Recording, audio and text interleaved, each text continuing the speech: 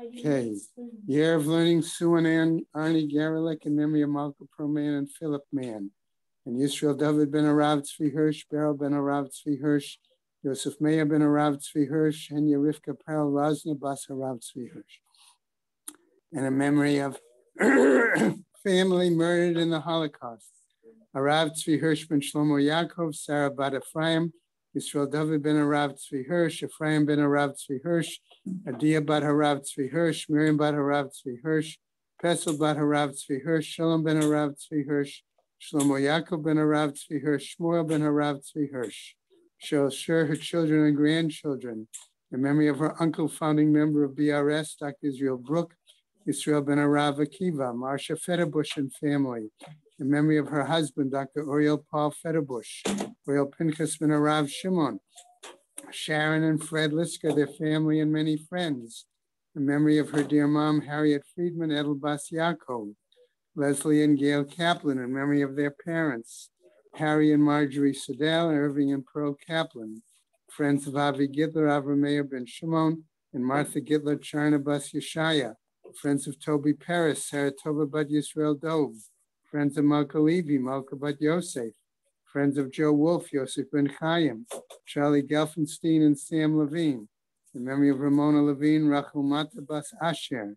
A Month of Learning by Dov Budlander in memory of his wife, Little Bas Yehuda Tzvi, Mordechai and Miriam Burr in memory of his father, Yaakov Ben Mordechai, friends from Yarmouth E, in memory of Miriam and Michael Schiffer's son, Zev David Ben Shimon Halevi, David and Mindel Cheslow, in memory of his mother, Bela Bas Meir.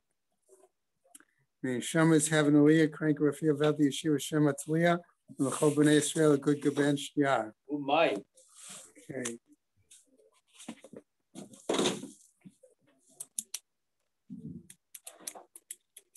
All right. Today is the 22nd. All right. Okay. Everybody there okay online? We're ready to go? On Zoom? Ready? Okay. All ready. I'm on my phone, but all ready. Okay.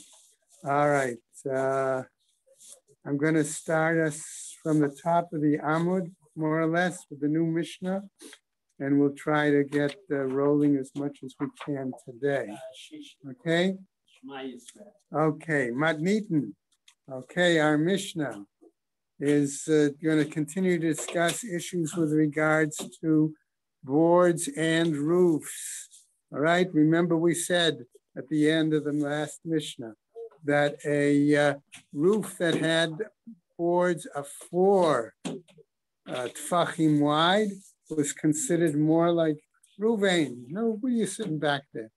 Okay, are considered more like a real permanent roof. Okay, so that's what we're going to get into. What did they put between the roofs? Okay, between the boards, they had to put something, all right? And that was usually some sort of plaster. That's what we're going to deal with. Matnitin says our Mishnah, Tet Vav Amud Aleph, the very top of the Amud. Okay, Tikra she'ena leha ma'aziva, right? A roof that does not have any plaster. Rabbi Yehuda Omer, he says, what can we do to make that roof a sukkah? Okay, do we simply move the boards? Okay, is that going to be sufficient? Or do we have to do more than move the boards? Okay. All right, says Rabbi Yehuda Omer, Beit Shammai Omrim, in the name of Beit Shammai, right? Mefakpek, we move the boards, Venotel echat mi beinatam. Okay, mi beinatam depends on how you want to. All right, mi beinatam. Okay, so in any case, according to Rambam, you have to remove the nails.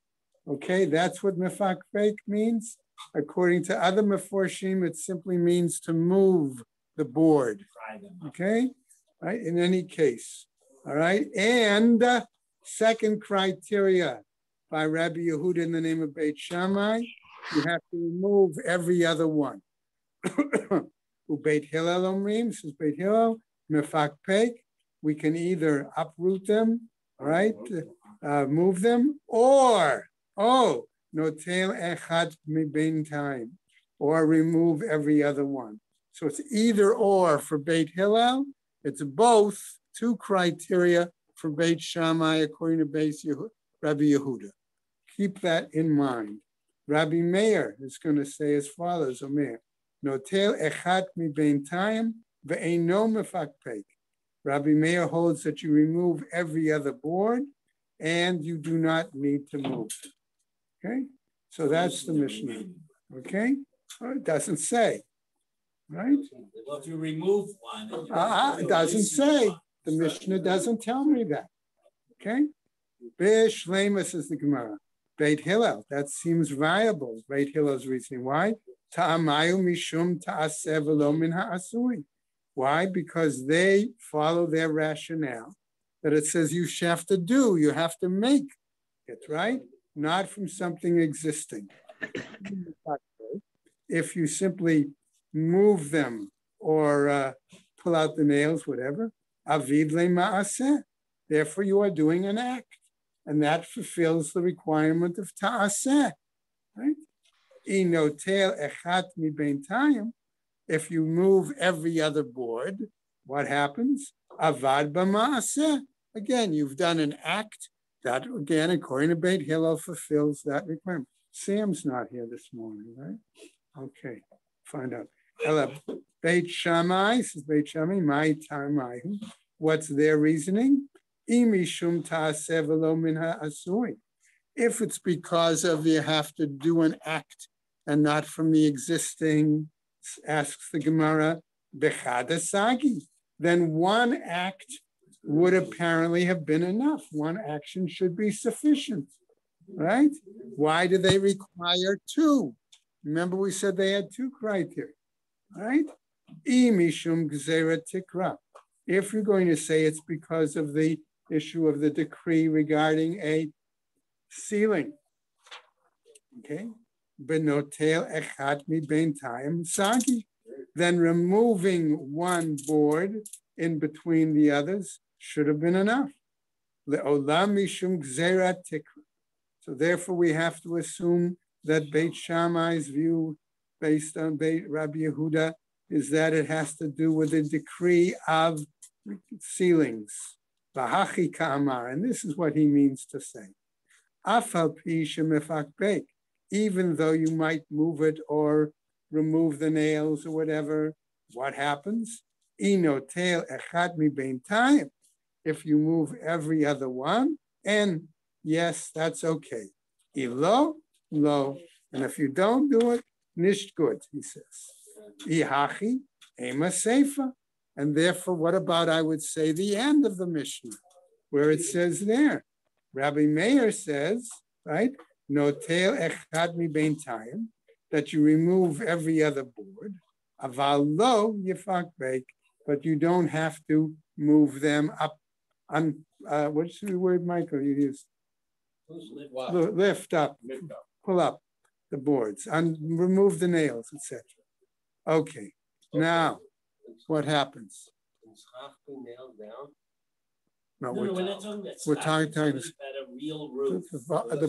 Okay. In other words, you're converting, Chaim, we're converting a ceiling, an existing ceiling without plaster, into something so that it will have the basis, I believe, to put the schach on top. In the cracks. Right? They'll fill it in. They just loosen in that. Right?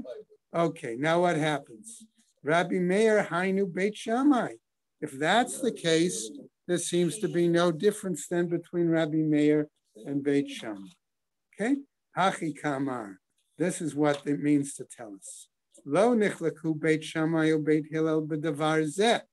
That Beit Shammai and Beit Hillel really did not argue, okay, on this aspect. My kamashmalan, what is it coming to tell us? The Rabbi Meir, idleg zera tikra, that Rabbi Meir held by the decree regarding a ceiling, right? The Rabbi Yehuda, Lidlei Gzera Tikra. And are we saying then that Rabbi Yehuda does not hold by Gzera Tikra, that decree of a ceiling? So the Gemara tells us, Vaha Afligu Ba Chada Zimna. Hey, but they already argued about this a previous time. Okay? That's none, because we learned elsewhere in another Mishnah, Mesachachin b'nesarim, that one can use covering using boards. Divrei Rabbi Yehuda. That was the view of Rabbi Yehuda. The Rabbi Meir Oser, and Rabbi Meir said that is forbidden. Why do we need two arguments on the same item? Exactly.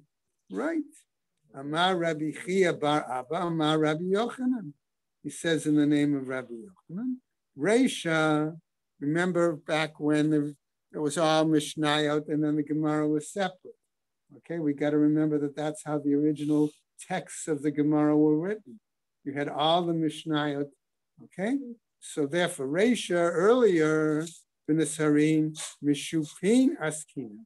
There we can say we were dealing with smooth, planed boards. Okay, that's what we were dealing with. Mishum Gzeret Kelim Naguba. And therefore, because we were concerned that these smooth boards could be like receptacles, therefore they could be Makabel Tuma, right? They could be like Kelim, therefore they could be Makabel Tuma.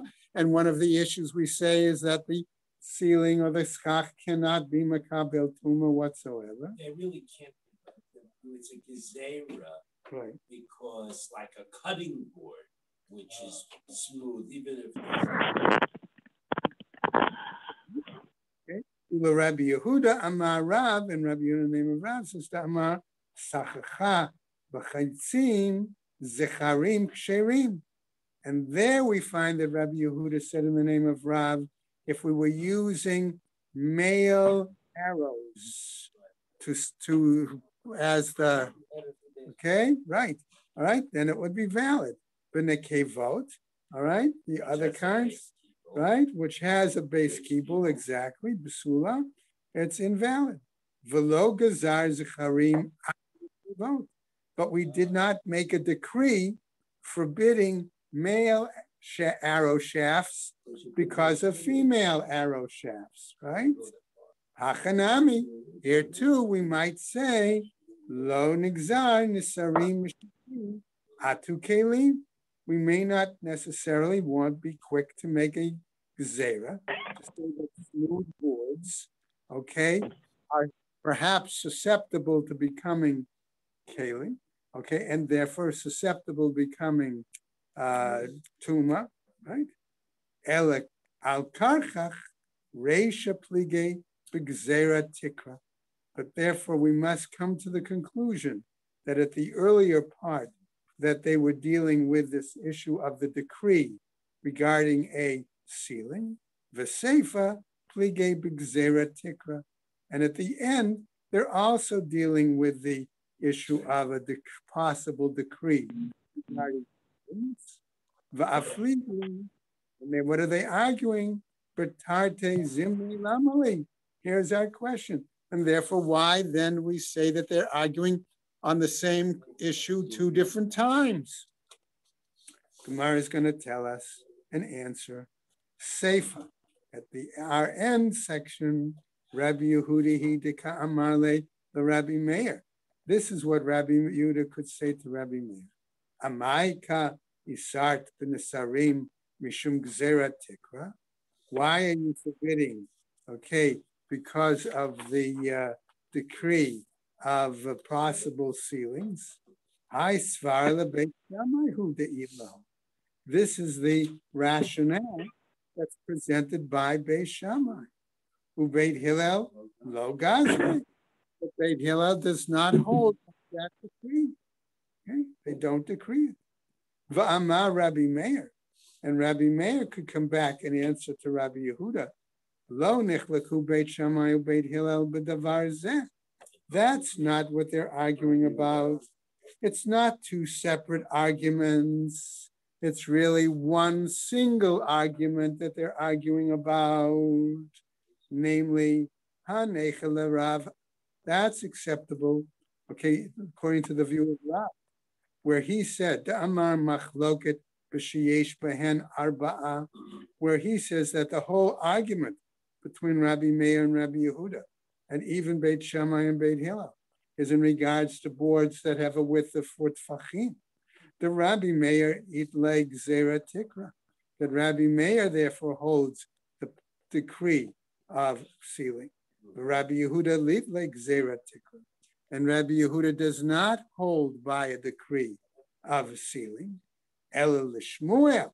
But according to Shmuel, the Amar b'she'ein bahen arba'a machloket, who says that the argument, what? They're talking about 3 to 4. Right, is not on the issue of a board being 4 tfachim, but remember he said it was anywhere between 3 and 4 tfachim, right? Aval yesh bahen arba'a divrei hakol psula, that when it does reach a width of 4 tfachim, then absolutely everybody agrees that it is invalid. Seifa b'mai pligi. So the end section, then what are they arguing about? It could be too late tikra kamiflage. What they're arguing about here, Rabbi Meir can argue, is how do you nullify? How do you reformat, restructure this whole issue of the sealing?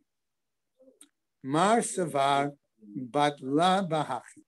One master holds that it is, so to speak, nullified through the procedure of a single action. Okay? Namely, either you move them, okay, or you remove them. Right? Okay, that's one. Umar savar bahachi lo bat. And the other must hold that the single action is not sufficient, that you need multiple actions to satisfy both the gzera of tikra and ta'aseh v'lo min ha'asui. Okay? So I think that covers that inyan. Let's go now to a new Mishnah. Okay. Now, we all know that we saw previously that the Gemara had dealt with beds, right? 4-poster beds or 2-poster beds. Remember, the 4-poster beds had the posters at each corner. The 2-poster beds only had the posters at the headboard, middle of the headboard, middle of the footboard. Okay? Just a quick reminder. All right? In case you don't have any bed of that variety. All right. What happens now, says the Mishnah? Okay? The following. Hamikare sukato b'shipudim. We're now talking still schach. What am I going to use for my, let's say, instead of my 1x2s, right? I'm going to use something to put the schach on. I hope that's what we're dealing with. No, you're using this as schach. Okay? I'm not convinced, honestly. Okay, you may be right. You may be right, but I'm not convinced that that's the point. Okay? All right? So I'm using something, in any case, to put on the top of my sukkah, whether it's the schach itself or for the, okay, all right, or the support for the schach. Either way, what is my Mishnah telling me? Hamikare sukato b'shipudim, with metal spits. Wooden spits. Metal spits are vadai. These are wooden spits. Kind of like Pesach spits. Okay, hold on. We'll see for sure. Okay, Baruch. Okay, sukato b'shipudim. O ba'aruchot hamita, or with pieces of a bed frame. Now remember, their beds were such that they were too shorter and too longer, and the feet of the beds were always attached to one or the other. Okay? Corin happens to have a picture, a diagram of what was the beds in those times. they would usually put holes in, and they would string rope in between. That would act as the support. right. Okay. Now, im yesh revach beinehen kimotan, if there is a distance between them, and here I could say perhaps yes. Now we're talking about plain metal. Plain wooden poles. Okay, wooden right slats. All right, kshera. Then it might be valid. Hachotet begadish. But now we're saying something else. One who hollows out a stack of grain. Remember, we had previously hollowing out a haystack, and we saw that wasn't acceptable. Now we're doing something else. Okay, well, la'asot lo sukkah. Okay, could be. La'asot lo sukkah, eina sukkah. It is not considered a sukkah. Two different things. Well, we'll see. We'll see. Gemara. What does the Gemara tell us? Lema tahave tiyufta de Rav Huna b'rei de Rav Yoshua. Shall we say that then this is a proof text against, all right, Rav Huna, the son of Rav Yoshua, the Itmar, as it was said, as follows, namely, what?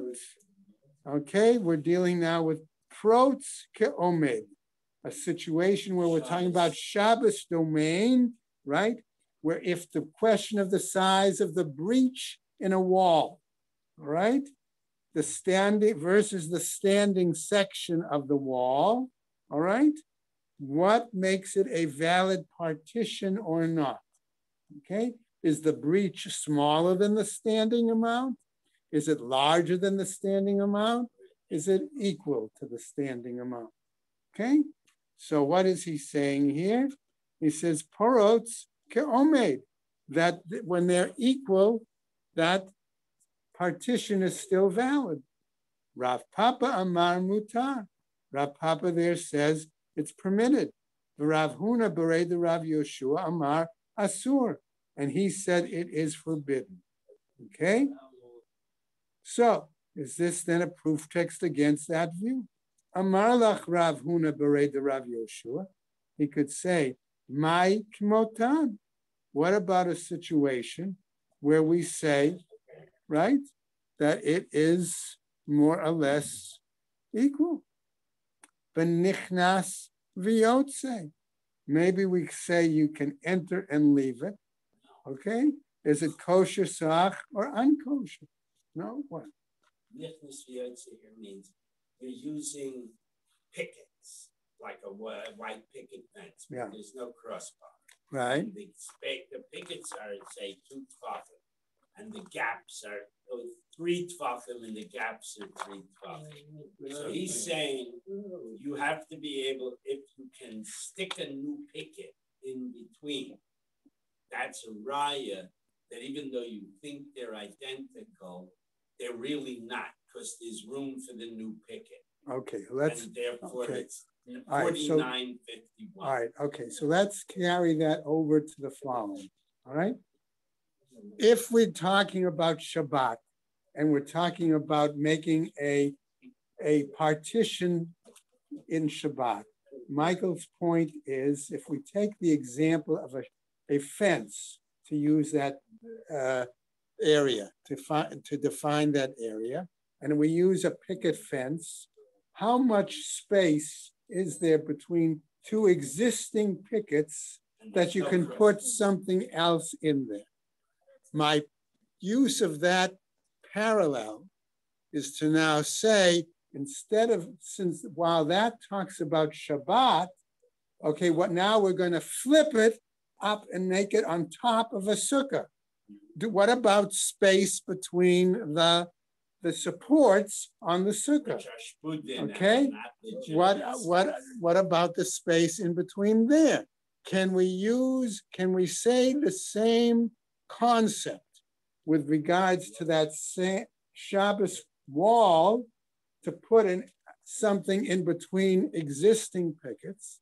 Can we use that same concept for the top of the sukkah of existing supports to put something else in between there? Okay, Everybody now follow? So Michael's suggestion was a good example of the Shabbos domain. I'm just carrying it over to see, right? It to try to say, how does that apply to the sukkah top? Okay, all right. So going over then to the next Amud, and fortunately it's short. Okay, what happens? Vaha efshar l'tzamtzem, asks the Gemara. Is it possible to be exact? Can you really put that new, I'm going to piece there in such a way so that you know it's going to be sufficient? It's good that it's going to work. All right. Now we're going back and saying that the Mishnah is saying, you mean it's not an issue of cramming in new sticks. Now we're going strictly to the sukkah. Okay, well, and let's see. If you can put schach in and it's exactly 50-50, which would be the argument against it. Right. So let's see. Amar Ravi Ami b'ma'adif. Maybe we can say, we can extend the boards. Okay? In other words, we can do something that enlarges the gaps. Okay, and therefore be able to put something inside there and make it work. All right, and therefore that's the answer. Now, Rabba Amar, says Rabba, afilu tema b'she'ein ma'adif. Maybe we can say that we don't have to extend the existing supports to be able to put something inside there. Im hayu nitunim shteti notnim arev. Namely, what is he saying? What I can do? If the existing supports are going one direction, maybe I can put my schach going the opposite direction. If one goes north and south, I'll put the other east and west. Okay? Or if my existing supports are one way. So what's the example the Gemara is giving? All right? Im hayu netunim sheti. If I put it like the warp, all right, notnim erev. I put it like the wolf. All right, erev notnim sheti. Then I do it the opposite direction. I don't understand. You have bamboo poles. Okay. I know what it's doing, but how does that help? It's still 50-50. Yeah, but now you have more sale than right. So in other words, I have is on the natural. I have. Let's look at it this way. Okay, Chaim. All right. If I've got these are my supports going in one direction, right? If I put my schach this way, okay, I'm going to cover more. Not only am I covering the space in between, but I'm covering a larger amount of space. You're covering space. It doesn't matter if you're covering it. Chaim, you're covering the support. Yeah. So now it's all good. This isn't. No. This isn't my. This doesn't become my. Okay, these become supports. This is how I understood it. This becomes. This doesn't become my schach anymore. What's here is my schach. Okay, these are simply supports for my schach. Bad stuff is blocking this. And you have more. We saw already you have more. So long as you have more fit, that's the language of, more you have kosher schach. They use the word fit, but I think that's better to understand. As long as you have kosher schach more than unkosher schach, you're good. Okay? Even though that not kosher schach is not doing anything. Exactly.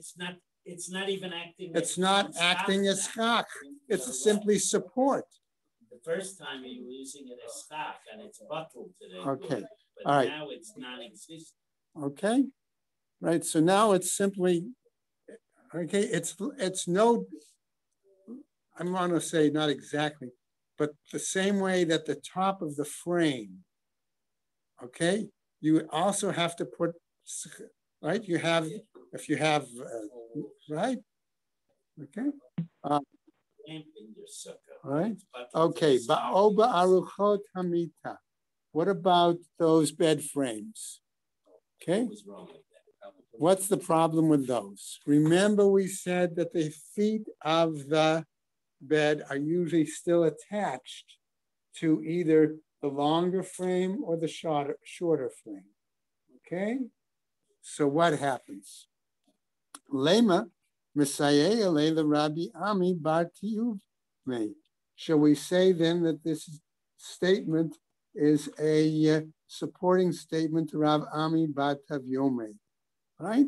Da Amar Rabbi Ami Bar Tavyome. I don't think we find his name too frequently in the Gemara. Okay? Sachacha bevlai kelim psula. If one covered the top of the sukkah with, now here I have two different translations.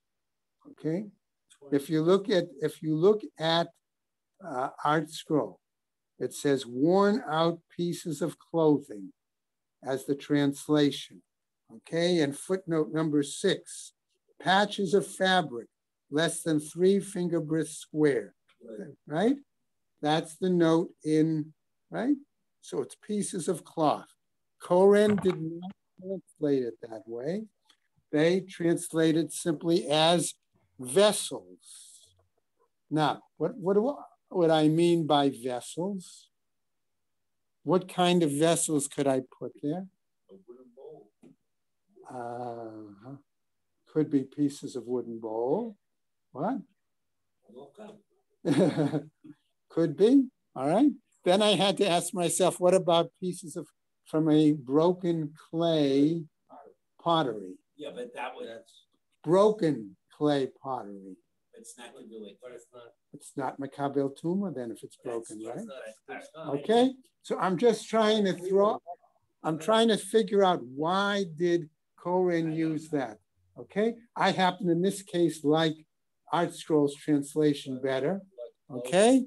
But I wanted to come up with something that could be done. Marty's suggestion is a good one. I mean, he was Rashi. He says Rashi is straightforward. The Art Scroll is translating Rashi. Yeah. And Steinsaltz is ignoring Rashi. I don't know. Okay, it may be that they're based on somebody else. In either case, we understand you're using alternative items. Kidama Rabbi Hanan. Amar Rabbi, right? As said by Rabbi Hanan. Amar Rabbi, in the name of Rabbi, Ba'arucha u'shtei kra'ayim, with a piece of the bed frame and 2 feet. Biktsara, in the long one, right? With 2 feet. Biktsara u'shtei kra'ayim, with a shorter piece of bed frame and 2 legs, right? Hachanami, here too. Ba'arucha u'shtei kra'ayim, okay, with a longer one and 2 feet. Biktsara u'shtei kra'ayim, with a shorter one and 2 feet. Eicha itmar, the Rabbi Hanan Amar Rabbi. Where do we say, on what basis can we say that this is what Rabbi Hanan said in the name of Rabbi? Aha, okay, on this, right? And we'll just go over a little bit. Aha ditnan, as it was taught elsewhere, mita mitam et chavila, that a bed accepts or takes on tuma as a unit, okay, as a whole package, so to speak. Umita eret chavila, and it becomes tahor as a whole package. You have to dunk the whole thing. Exactly, you'd have to dunk the whole bed frame into the mikvah. So. Okay, all right. All right, divrei Rabbi Eliezer. Okay, v'chachamim omrim, but the sages disagree and they say, mitam et evarim u'mitaheret evarim, that it can become tameh in sections, okay, and it can become purified again in sections, right? So the question. Just to clarify, the machlokes here is, in theory, the cloth is cotton or is linen, so it's kedule karka, and if you destroy its being a keli, what's his name? Ben Tayumi says, if you unkeli something that would otherwise be kosher as stock, except it's a keli, you can use it as stock. That's his interpretation. And the begadim is the best example because tiny little pieces of cloth aren't even good as packaged. They're not good, right? Oh, so that's the bad other. Is, can you repurpose a keli because it's pshuta shalates? So can you repurpose it without removing its keli type? And that's what the machlok is. Could be. Okay. Two quick items. Number one, remember we implied from that note that I read to you from Art Scroll that the patches were less than 3 finger breadths square. Okay? So that's important to remember, that the size of those patches was an issue. Okay? The second was the fact that it had the feet of the still attached, that's what would render it a utensil capable of becoming tome. As we'll learn, it's still fun. Okay, right? So what happens? Just to finish up now, we said they had a different sort of agreement. Mai nihu, what do we say here? Okay, Amar Rabbi Chanan, Amar Rabbi Arucha, Ushtei Kra'im, the long piece and 2 feet. Ktsara Ushtei Kra'im, Lamai Chazia, what is it still suitable for? That it's usable? Lamis machinhu aguda, to rest it against a wall. Okay? V'lametav alayhu, and to sit on it. Okay? Umashta ashle. Okay? And what happens also? Okay, and you can weave ropes through it to be able to still utilize it for something. And that's where we're going to stop for today. Okay, Ruvain and Michael are going to take over the shiur